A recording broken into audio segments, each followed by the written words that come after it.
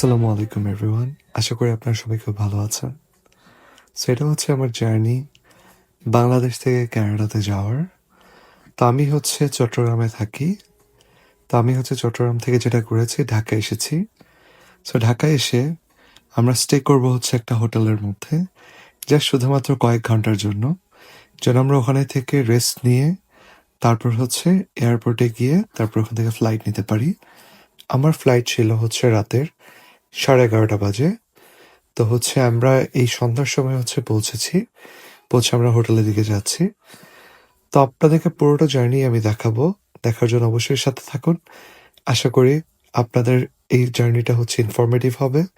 Plus হচ্ছে আপনারাও আমার সাথে দেখতে পারবেন বাংলাদেশ থেকে কানাডা যাওয়ার জার্নিটা কেমন হয়।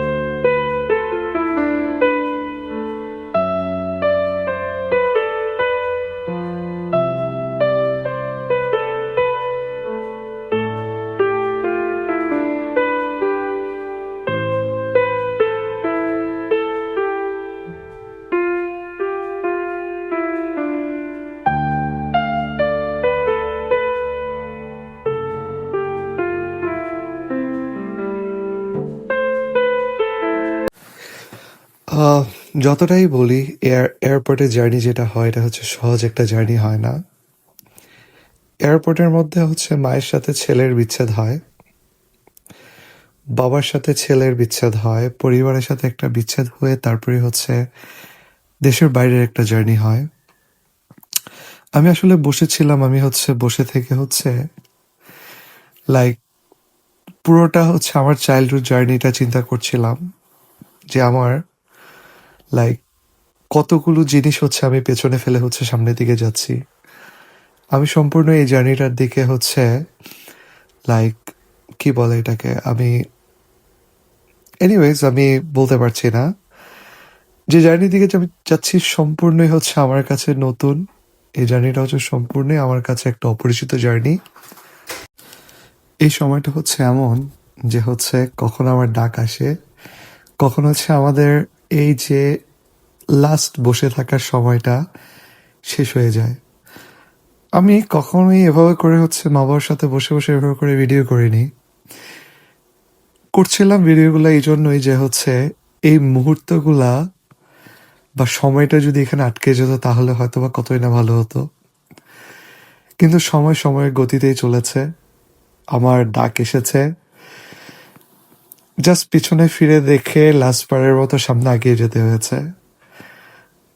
এই জার্নিটা হয়তো বা এরকমই হয়, যেটার জন্য আমরা ওয়েট করি, যেটার জন্য আমরা হচ্ছে প্রে করি যে এই জার্নিটা আমাদের জীবনে আসুক।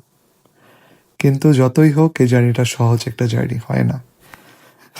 এটা হচ্ছে ইমিগ্রেশন গেট, যে গেটে হচ্ছে ইমিগ্রেশন 3। আমি জানি এই গেটে পা দেওয়ার পর আর পিছনে আসার কোনো উপায় নেই, সামনে এগিয়ে যেতে হয়।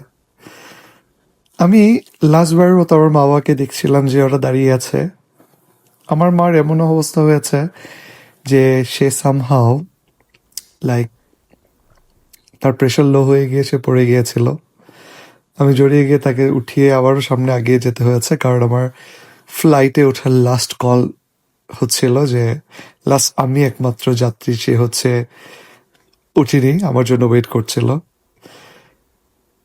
জার্নিটা সামহাও করে ভিডিওগুলোও করছিলাম এই জন্যই যে এটা করতেই হবে, কিছু করার নেই।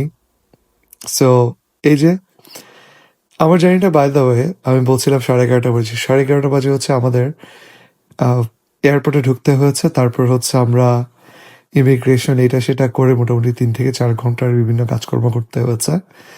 সো আমার মা বাবা ঠিক ততক্ষণ পর্যন্ত এয়ারপোর্টে ছিল যতক্ষণ না পর্যন্ত আমার যে প্লেন সেটা হচ্ছে ফ্লাই করে।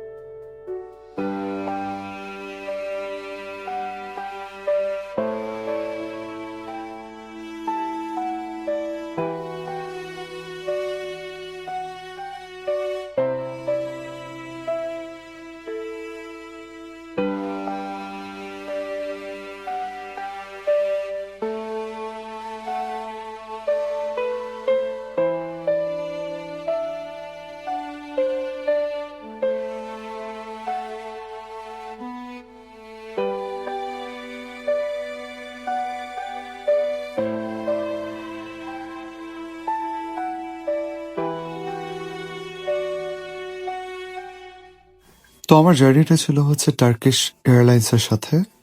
তো আমাদের যে ট্রানজিটটা ছিল সেই ট্রানজিটটা ছিল হচ্ছে টার্কিতে।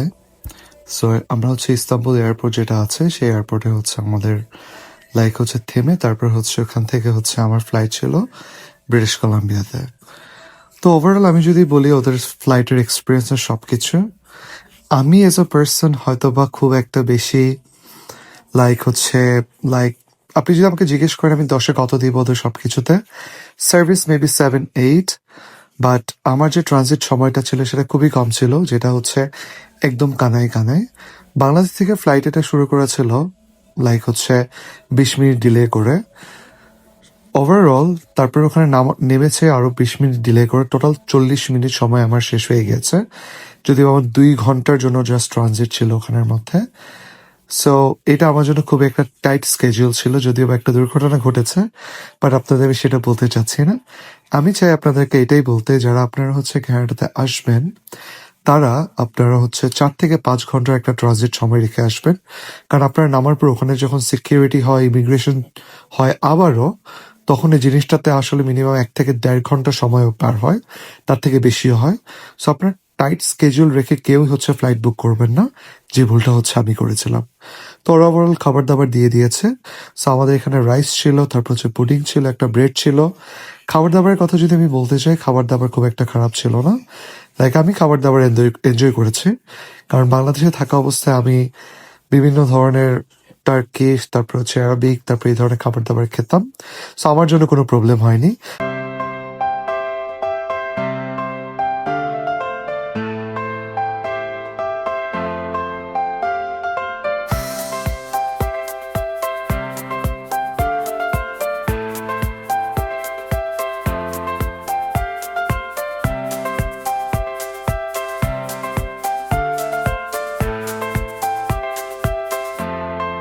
সো আমার টোটাল 16 to 18 আওয়ার্সের যে জার্নিটা, সেই জার্নির মধ্যে হচ্ছে সব থেকে বড় হেল্পফুল যে জিনিসটা ছিল সেটা হচ্ছে এদের এন্টারটেনমেন্ট সিস্টেম।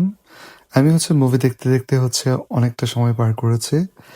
মনটা আমার এখন অনেক খারাপ, যেহেতু আমি ফ্যামিলি ছেড়ে এসেছি। বাই দ্য ওয়ে আপনাদেরকে আমি দেখিয়ে দিচ্ছি ওরা আমাকে কি কি গুডি দিয়েছিল। গুডিজের মধ্যে ছিল হচ্ছে মাস্ক ছিল, তারপর হচ্ছে সক্স ছিল এইসব। আর ওয়াশরুমে এসেও দেখিয়ে দিচ্ছে তো ওয়াশরুমটা দেখতে কেমন। আমার ভিডিওটা আমি চাচ্ছি যতটা পরিমাণ ইনফরমেটিভ হওয়া যায়, যারা আপনারা হচ্ছে আসতে চান তাদের হচ্ছে টার্কিশ এয়ারলাইন্সের ব্যাপারে আপনাদের ধারণা থাকতে পারে। এটা হচ্ছে আমার ফাইনাল খাবার এই ফ্লাইটে। পরের লিঙ্কিং যে ফ্লাইটটা আছে সেখানে অবশ্যই ওরা খাবার দাবার দিবে। সো আমাদেরকে 3বার খাবার সার্ভ করা হয়েছিল ইন টোটাল। তো এই যে হচ্ছে খাবার দাবার, লাস্টে হচ্ছে আমি রাইস নিয়েছিলাম, তারপরে হচ্ছে এদের কাবাব ছিল, তারপরে একটা হচ্ছে জুকিনি বা এরকম কিছু দিয়ে হচ্ছে একটা কারির মতো করেছিল। লাস্টের খাবারটা খুব একটা খারাপ ছিল না, বাট একটাই জিনিস, যারা হচ্ছে আমাদের বাংলাদেশের মশলা জাতীয় খাবার আপনারা পছন্দ করেন তাদের জন্য হয়তো বা এটা রাইট চয়েস না বা রাইট খাবার দাবার না। তারা অবশ্যই, আপনার যদি খাবার দাবার নিয়ে খুব প্যারা থাকে, আপনারা শিওরলি অন্য কোনো একটা এয়ারলাইন্স হচ্ছে চুজ করতে পারেন। আপনাদের টেস্ট বাডের সাথে কখনোই হচ্ছে এই ফুডগুলো যাবে না। আপনাদের কাছে মনে হতেই পারে এগুলো হচ্ছে লবণ ছাড়া খাবার। বাই দ্য ওয়ে, এই যে খাবারটা দেখতে পাচ্ছেন সেটা হচ্ছে, আগের জুসগুলো হচ্ছে উইস্কি ছিল না, এটা হচ্ছে রেড ওয়াইন না। আমি তার আগে অর্ডার করেছিলাম অ্যাপল জুস, আর এখন হচ্ছে গ্রেপ জুস। তো আমি জুসই অর্ডার করেছি। So that's it. এই যে দেখেন আশেপাশের মানুষ হচ্ছে দেখছে, কারণ আমাদের ফ্লাইট অলমোস্ট শেষ। আমরা হচ্ছে কিছুক্ষণ পরেই হচ্ছে ল্যান্ড করব হচ্ছে টার্কিতে। তো আপনাদেরকে হচ্ছে আমি দেখাচ্ছি টার্কিতে নেমে সবকিছু। হয়তো বা ভিডিওটা সেকেন্ড পার্ট হবে, সেগুলো দেখার জন্য অবশ্যই সাথেই থাকুন। স্টে টিউন, আপনাদেরকে আমি সবকিছুই দেখাবো। সো আপনাদের জন্য ভালো লাগে সবকিছুই।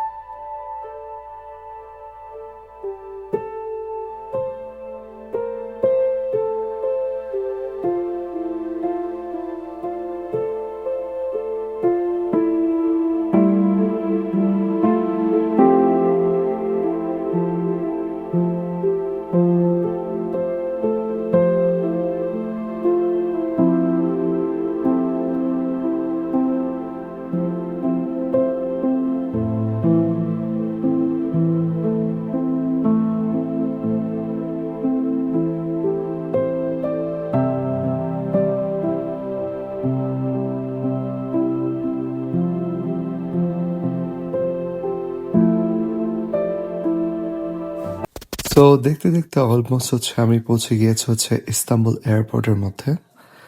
সো এই যে লাস্টে হচ্ছে ওদেরকে আবার ওদের যে হেডফোনস বা এইসব জিনিসপত্রগুলো এগুলো হচ্ছে আমি রিটার্ন করে দিচ্ছি। বাই দ্য ওয়ে ওরা এইসব জিনিসগুলো দেয় হচ্ছে আমাদেরকে সাময়িকভাবে ইউজের জন্য, যেটা হচ্ছে আমরা হচ্ছে ফ্লাইটে ইউজ করতে পারি। তারপর এটা হচ্ছে আমরা রিটার্ন করে দিই। দিস ইজ নট সামথিং যে জিনিসটা হচ্ছে আমরা সাথে করে নিয়ে যাই। আমি অনেকজন মানুষকেই দেখেছি ব্ল্যাঙ্কেট বা অন্যান্য জিনিস যেগুলো দেয়া হয় আপনি নিয়ে যেতে পারেন, যে ছোট একটা পাউচ দেওয়া হয় যেখানে সক্স থাকে বা ফেস মাস্ক থাকে, সেগুলো ঠিক আছে। বাট লাইক হচ্ছে ব্ল্যাঙ্কেট, হেডফোনস এগুলা দিয়ে যেতে হয়। সো এই যে আমি হচ্ছে নেমে গিয়েছি, নেমে হচ্ছে আমি দেখলাম এখানে ঠান্ডা। বাংলাদেশের আবহাওয়া যেখান থেকে গরম থেকে এসেছি, এসে দেখি এখানের মধ্যে অনেকটা পরিমাণ ঠান্ডা। কারণ যেহেতু টার্কি হচ্ছে ইউরেশিয়াতে বাংলাদেশ অ্যান্ড বাংলাদেশ না, আই মিন ইউরোপ অ্যান্ড হচ্ছে এশিয়ার মাঝামাঝি। তো এখানে ঠান্ডা ছিল মোটামুটি। তো এই যে আমি হচ্ছে পৌঁছে গিয়েছি। আপনাদেরকে অসংখ্য ধন্যবাদ আবারও ভিডিওটি দেখার জন্য প্রথম পার্ট। আপনার ভিডিওর সেকেন্ড পার্টি দেখার জন্য আমি কানাডা পৌঁছানো পর্যন্ত সাথেই থাকুন। সবাইকে আবারও অসংখ্য ধন্যবাদ। আল্লাহ হাফেজ।